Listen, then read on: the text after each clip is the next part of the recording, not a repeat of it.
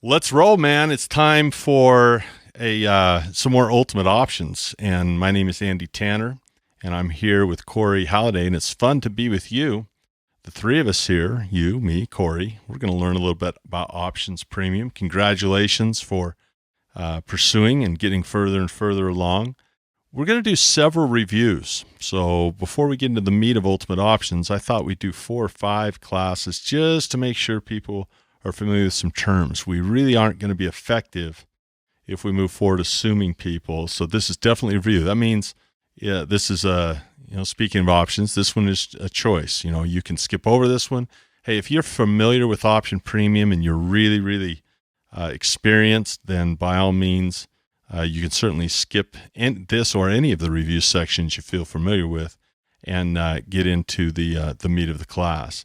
But if you feel like you could brush up a little bit and you want to spend a little bit of time, we can certainly do that here. So I thought it'd be a great idea to do an options review. Plus, we're so much fun that they probably don't want to skip out. Oh, well, I don't know. I think for you, you have a lot of fans, Corey, I'll tell you. Yeah. So just everyone enjoy knows this. Andy is fun to be with and fun to listen to. So you do a great job. Well, I don't know. There'd be people in both camps, I think. This is, again, just a quick reminder to protect everyone that securities, trading options is risky. All securities trading is risky. We recommend you practice in a paper account during your education and that you understand clearly. I don't tell people whether to borrow money, not borrow money. I won't tell you what kind of, I'm not even recommend a restaurant. Okay. I don't give advice or recommendations. What Corey and I are here to do in this capacity is as teachers and educators to give examples and things like that. So let's go with the review. The word premium is something we hear with insurance. Do you buy insurance, Corey? I do. Yep.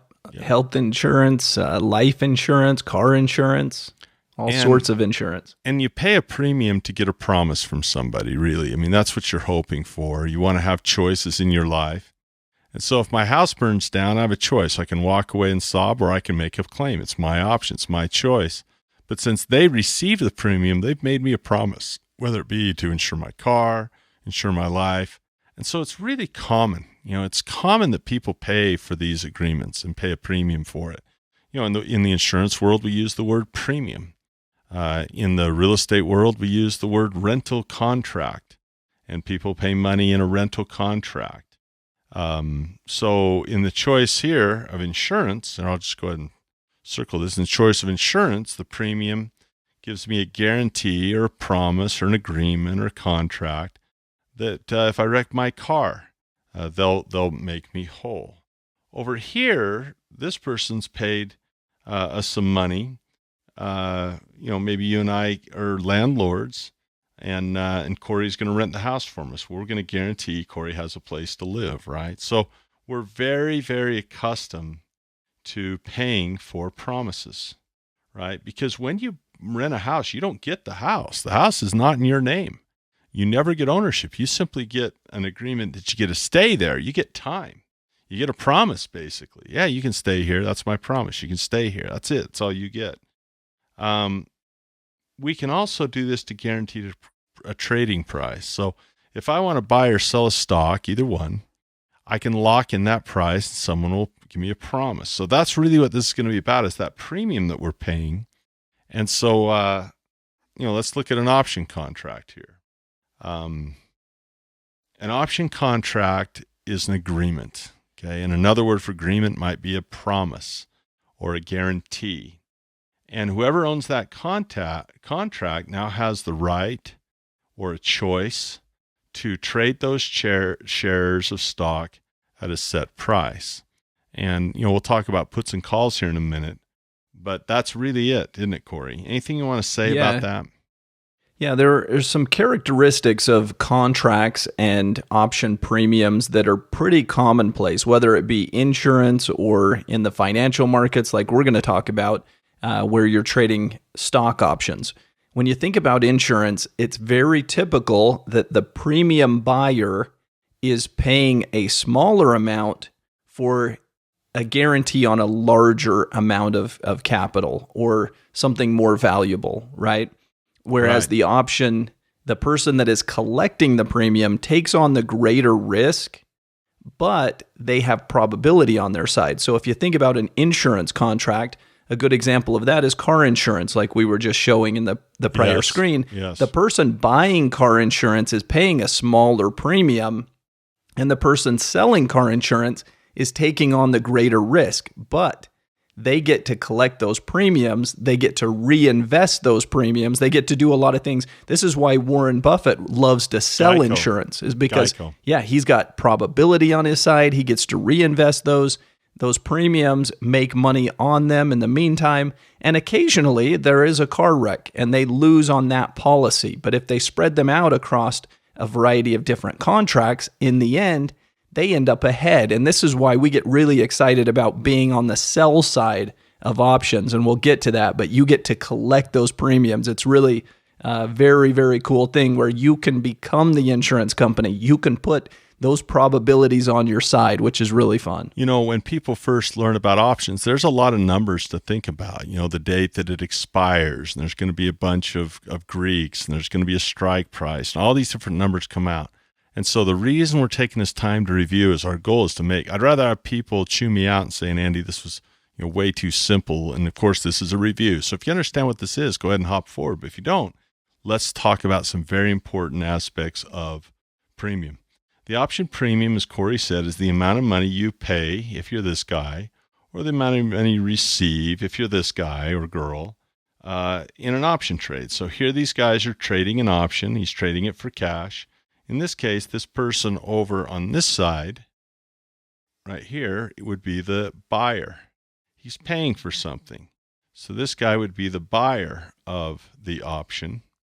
And he would have a choice when everything's over. He'd have some kind of choice. This person over here on this side, right here, he is the seller of the contract. He'd be like the landlord making a promise. If this were a rental agreement, this guy would be the tenant, and this guy would be the landlord. If there was an insurance agreement, this guy would be the customer, and this guy would be, Geico Insurance or something like that. And at the end of this guy's the seller of the option. And this guy over here, he had a choice. This guy's going to make a promise. And that's why he's going to receive this money. So that is the essence. That is option premium, isn't it? That is really option premium right there. It's amount of money that is paid or received, depending on which side you're on, in an option trade. And there's two, and really we could end it right there. We could end it right there, except for there's two vital concepts for a person before they take an Ultimate Options course. Two important concepts about premium we should understand. So I'm going to white the board out here and just freehand this and draw this a little bit.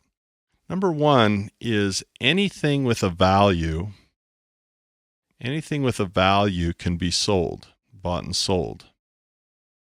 Can be sold and it can be bought. Anything of value can be bought and sold. So let's talk about a stock.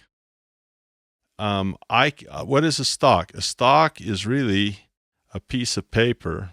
I don't know how to spell piece. I before E except after C. Sorry about that. Yeah. A piece of paper to paper. I don't spell. Everyone knows that. It's a piece of paper that says basically you own shares. You own shares of a company. And so, this is equity or ownership, they call it. Equity. It's equity or ownership. Okay, that's fine. The other thing that might have some value is you might have a contract. And you might even sell that contract. And that's a piece of paper, an option contract. That is an I before E except after C. That is a piece of paper that says, look, you have rights or choices. You have rights here. You have a right to sell something, or you have a right to buy something. So the first thing we've got to understand is there is a market for these. There is a market for these. In other words, there's a place I can go to buy and sell these, and there's a place I can go to buy and sell these. And there are people who will buy my stock, and there are people who will buy these option contracts. And so that's the first thing. In other words, these are transferable. That might be a way to say that. I can transfer these. These are transferable. You know, if I buy some Apple stock, I can sell that to Corey. And after Corey buys that stock from me, he could sell it to you. And then I might buy it back from you again, you know, or vice versa. So these are transferable. Well, if you buy an option, it's transferable. You could sell it to somebody else after you bought it. And, you know, if you sell an option, you can actually buy it back and be released of your promise when you buy it back, right? You can be released of that promise.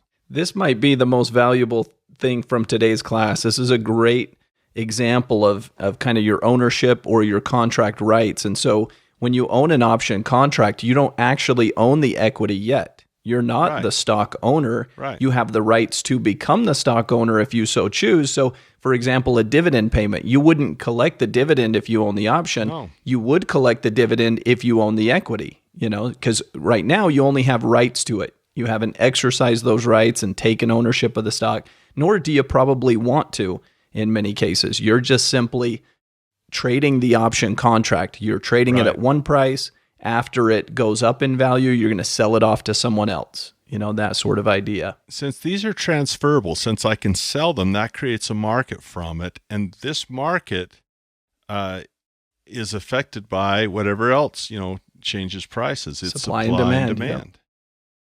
Yeah. Okay, so the value, so the first thing is that they're transferable. The second thing is that the value can change.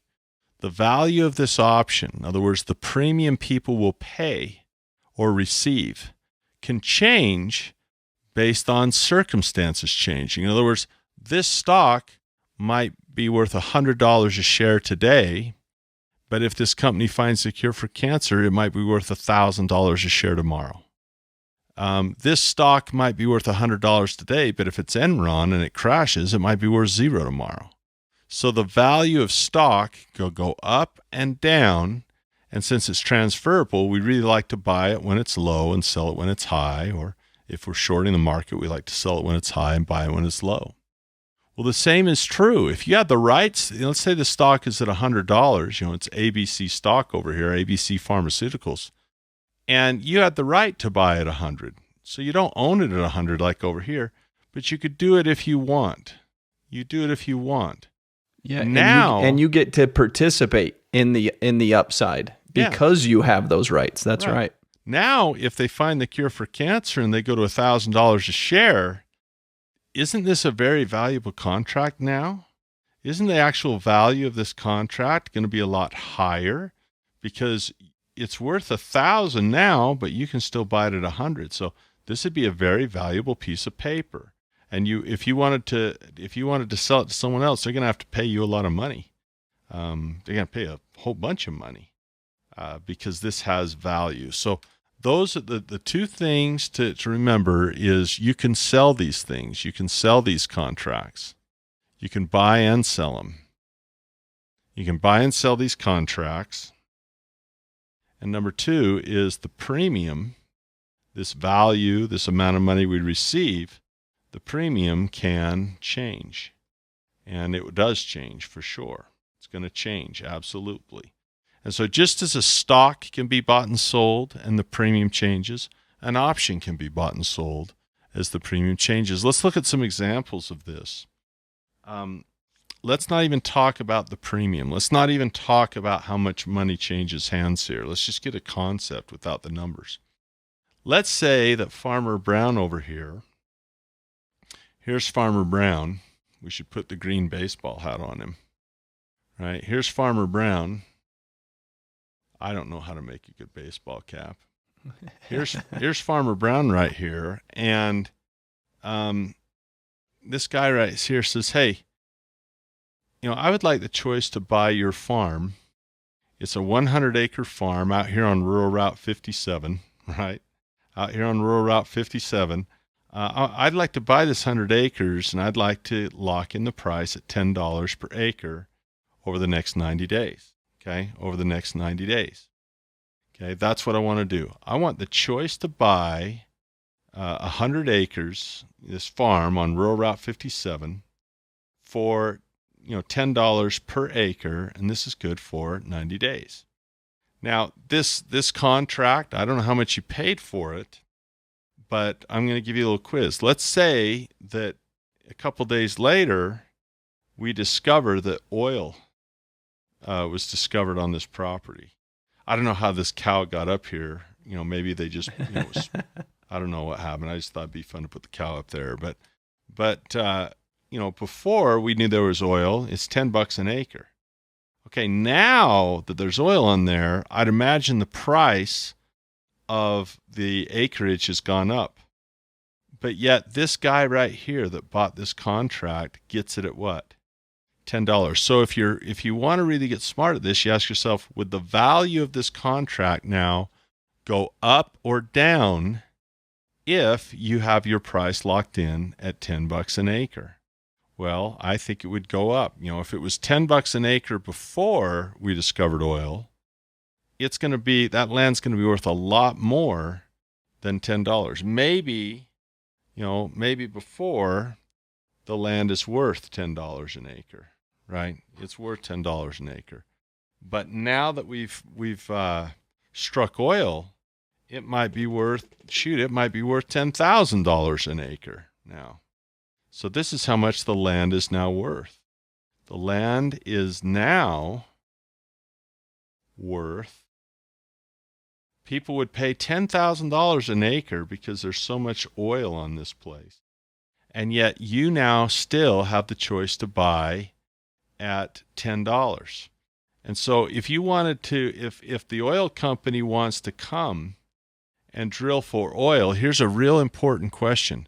If the oil company wants to come and drill for oil, should they talk to Farmer Brown, or should they talk to you who purchased this contract? Who should they talk to? Well, think about it. Who really has, this guy has ownership of the farm, but this guy has what, Corey? Yeah, he's got control over the farm. Farmer Brown essentially can't sell them any rights to that because he's already done it. The buyer of it gets to lock in that contract. He gets to take ownership of those acres, and so he would be the one that they actually need to negotiate with. Yeah. In terms of ability to drill on that land in the future, and so when you think about the land is now worth, that's kind of an appraised value, right? They come in and they appraise it. Supply and demand now, really. I mean, Exactly. other people will come in and buy this land for a lot more than $10 an acre. But you have a choice here. Now, you don't have to buy it, but here's the thing. Wouldn't the oil company like the choice to buy for $10? Wouldn't they like the choice to buy for $10? Oh, yeah, they would. So if they want to get control of this, they're going to have to buy you out of this contract. Because right now, you can buy it at $10 an acre. And if they really want this, they have to buy this contract from you. They got to buy you out of the contract. They must buy this piece of paper to where they have the choice to buy it at $10. Well, you know what? If it's worth $10,000 an acre, I charge them a minimum of $9,990. $990. Yep. Per acre. Add another nine on there. Per every. Add another. Thank you. For every, and that's beef times every acre that's there, times 100, right? That's times every acre that's there. I charge them at least that, wouldn't you, Corey? Yeah, absolutely. That's what we call the intrinsic value. Yeah, if so something's the value worth changed. $10,000 and you have the right to buy it at $10, then your contract is worth $10,000. So you can transfer that ownership stake on the $10, but you get the other value. You get the rest of that. So the Acme Oil guys, they're gonna have to buy this contract if they really want to own this farm, because, you got the choice to buy it. You locked up this contract. So the value of this contract went way, way, way up. Hey, I don't know what you paid for it, but whatever it did, it went up. No question. It went up. The premium went up, whatever it is. But let's say this. Let's say that right before they're about to buy this contract from you, okay, all of a sudden we discover that it wasn't oil. It was actually toxic waste. And there's toxic waste all over. So now now the problem is there's not even any farmland here. You couldn't even farm it now. So now the price goes from $10 to say, look, you can have this land if you're willing to pay extra to have it cleaned up. So the value here is really, this land isn't worth anything right here. It's just not worth anything. And so whatever you paid for this is now really a waste of money, because the value of this contract is going to go down. In fact, these guys are leaving. They're not even interested anymore. There's no oil here. It was toxic waste, for crying out loud. Farmer Joe, he's sticking his feet in it now. This is terrible. So the point is simply this. Look at the big picture. Don't worry about all the numbers. Okay? Don't worry about all the numbers. The point is this. Did the value of this contract go up when we discovered oil? And did the value of this contract go down when we discovered it was toxic waste? And the answer to those questions is yes. The value of the contract changed based on the value. And this is called a derivative, right? This would be called the underlying. This is the farm. That's really what we're talking about. So the farm has its value go up and down. Well, any contract that's a derivative of that farm, any contract that offers control over that farm, it's going to go up and down in value at the same time that the farm goes up or down in value. If the farm goes up in value, this contract is going to go up in value, right? This becomes a very valuable choice.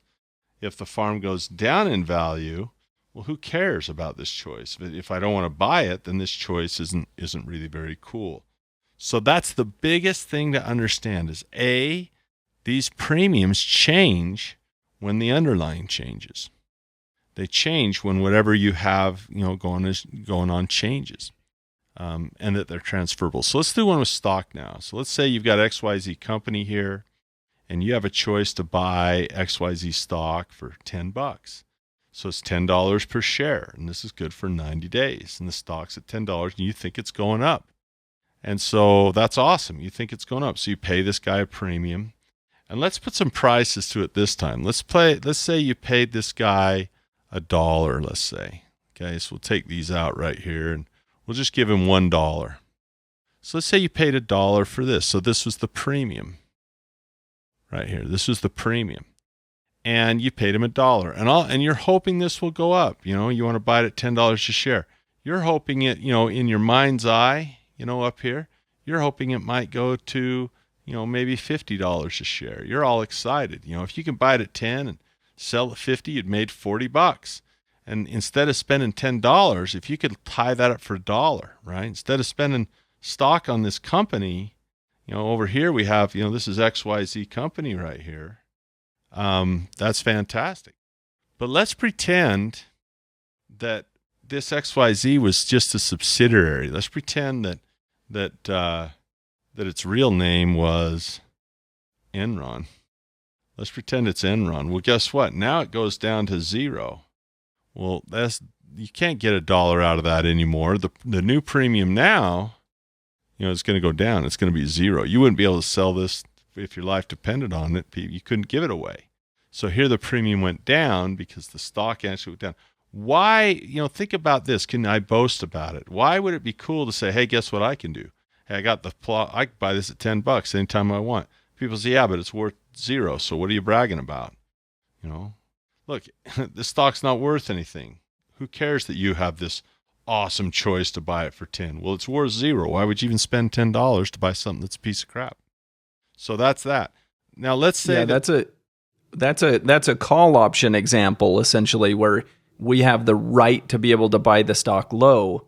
That's only part of the equation, right? So you've locked in the ability to buy low at 10, but 10 is only low compared to where the stock goes. If the stock climbs, then yeah, that you've got bragging rights, because as it goes to 11, 12, 13, 14, you still get to buy at 10.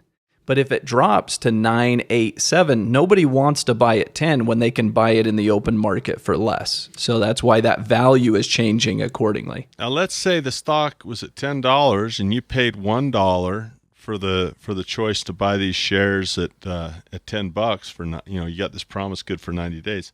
Let's say that, no, it's not Enron. It's actually a company that, found a cure for, I don't know, what do they need a cure for besides, they need cancer cure. We need Alzheimer's cures. We need all these cures.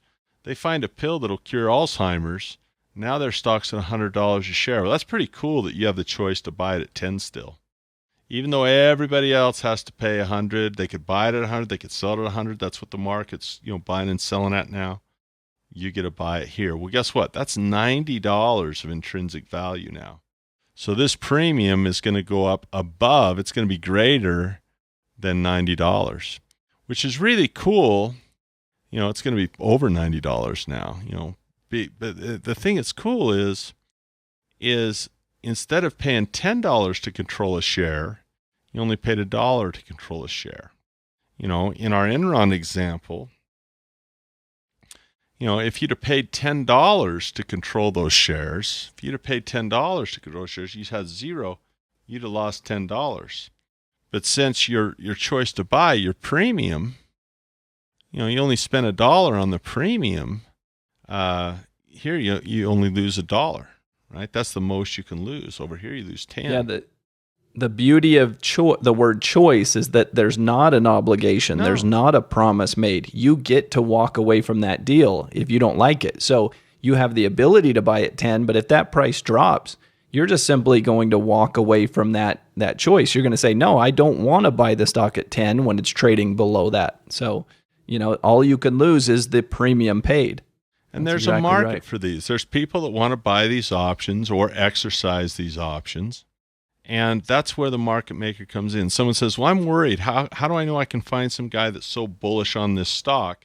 He thinks it's going to go even higher, and he'd want to, pay me a whole bunch of money to lock it in at 10 because he thinks it's going way high. How am I going to find this person? Well, that's the final thing to understand is these are transferable. This is a liquid market. And this is where the final thing in this segment will come in, is there's a market maker. And it's not just you. There's an in-between person between you and buyers and between you and sellers. They're the one that make this market happen. And they're called market makers. Sometimes they're called specialists.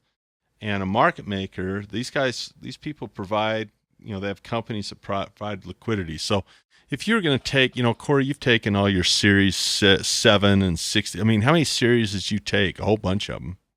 Yeah, I've had too many of those tests. Too many. A good test question might be, true or false. A market maker is an individual or company who stands ready to maintain liquidity in a market. That'd be a good test question, actually, for that. Absolutely. Yeah. Yep. So, there's someone that will always maintain. Now, they might not give you the price that you want. Just like a renter might not give you the rent that you want. But sure enough, right. You can always buy and sell. So let's look at this one, a little bit more complex. You'll always get published to you what they call the NBBO, National Best Bid and Offer. So you're always going to be able to pull up on your brokerage account the highest bidder and the lowest seller, the NBBO, National Best Bid and Offer. So you're going to see the best available prices out there. Yeah, but like Andy said, that might not be the price you want. You might put out an order that tries to get even better than that, but you'll at least see who's the highest bidder and who's asking the lowest amount from the sell side. 100%. So here we have a market maker, and we have people that want to buy the options. We have people that want to sell an option. And the market maker hooks these guys up. And if someone pays the ask price, if someone receives a bid price and pays the ask price, there's little money in there, and that's how he makes it. It's called the spread. But often people won't do that. They'll do what's called the mark. We'll talk about this in a minute. But here we have basically we're going to start learning what an option chain is. We have 4 numbers here. So Corey, let's talk about each of these 4 numbers and what they mean. if you and I make a deal, we might shake hands on it. You ever seen guys do that? Even when you were kids learn that pretty easy, right? Hey, I'll bet you. Remember that? Like my kids right now. Oh, yeah. They're trying to bet whether or not Kansas or Villanova, might win a basketball game, or maybe they're going to bet on if so and so can get a date with so and so at school. Somebody in the Super Bowl, or people bet absolutely. all the time on whatever they're going to bet on, and so they shake on it, and it's called striking a deal. We strike a deal. So this 100, we'll talk about that later, but that's the price. That's not the premium at all. That's what they're going to do the deal at. If the stock is $100, they'll strike a deal. And a call option says, look, I want to be able to buy this at $100. And these guys say, all right, I promise I'll sell it to you then if you want to, if you pay me a premium.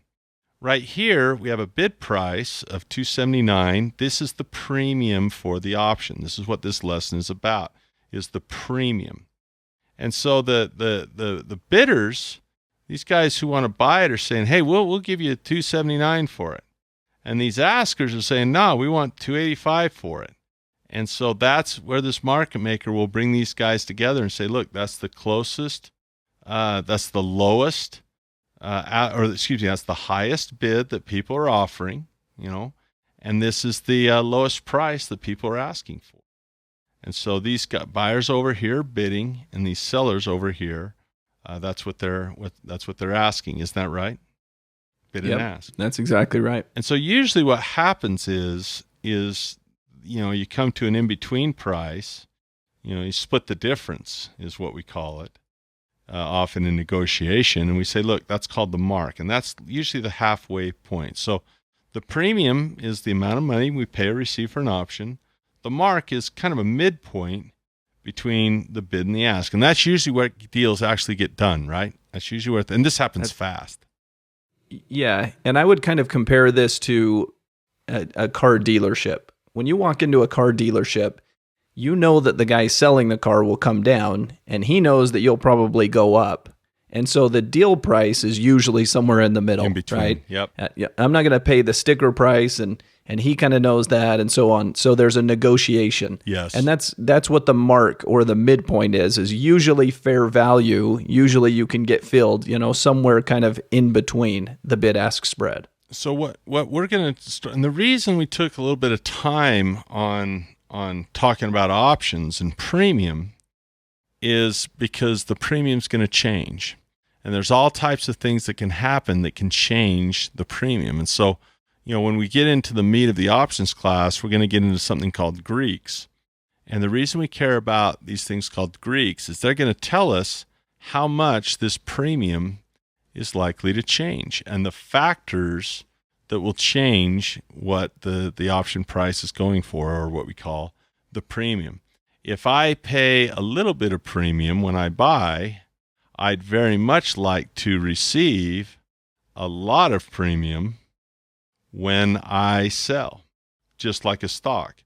I'd love to buy low, and I would love to sell high. If I'm on the other side, I'd like the reverse of that. I'd like to sell something high and then either have it expire or buy it back low.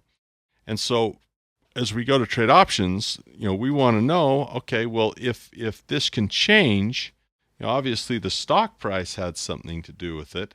Are there other things that could change this premium even if the stock price doesn't move? And the answer is yes. And so it's important to be educated as an options trader, because what we're going to delve into is the things that cause a premium to change. So make sure you do a nice education continuum checkup right here and says, all right, when it comes to premium, how much do I know about it? How do I know how it changes? How do I know, what might separate those spreads and cause less liquidity? And, what do I know about premium? So that's a very basic lesson. If you need to review more, go to your 4 Pillars of Investing course and make sure you brush up on that before pursuing further in Ultimate Options. But there's no questions we can't talk about Ultimate Options and without this review and understanding what premium is. Nice little summary. Corey, it is common for people to pay for agreements. It's not uncommon here. You pay for rental agreement. You pay for an options agreement. If you're LeBron James, they might pay you to make an agreement to play basketball. He gets paid because he's made them a promise, basically. It really is an option. They don't have to play him. That's their choice. They paid him the contract. They're the ones with the option.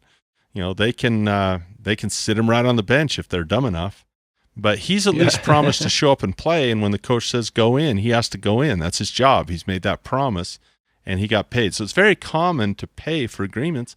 Well, that's all an option is we're promised. LeBron said, "Hey, I'll play basketball, and you can either play him or not." If you're the team that paid him for that contract. I would recommend playing him. Yeah, I'd play him too, right?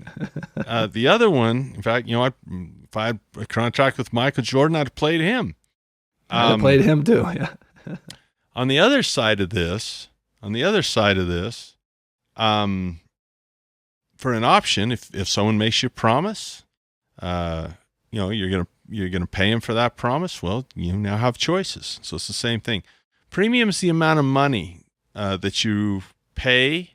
So if you are a customer of Geico, you would pay the premium. If you were Geico and had a customer, you would receive. Geico receives the premium, and the customer pays the premium.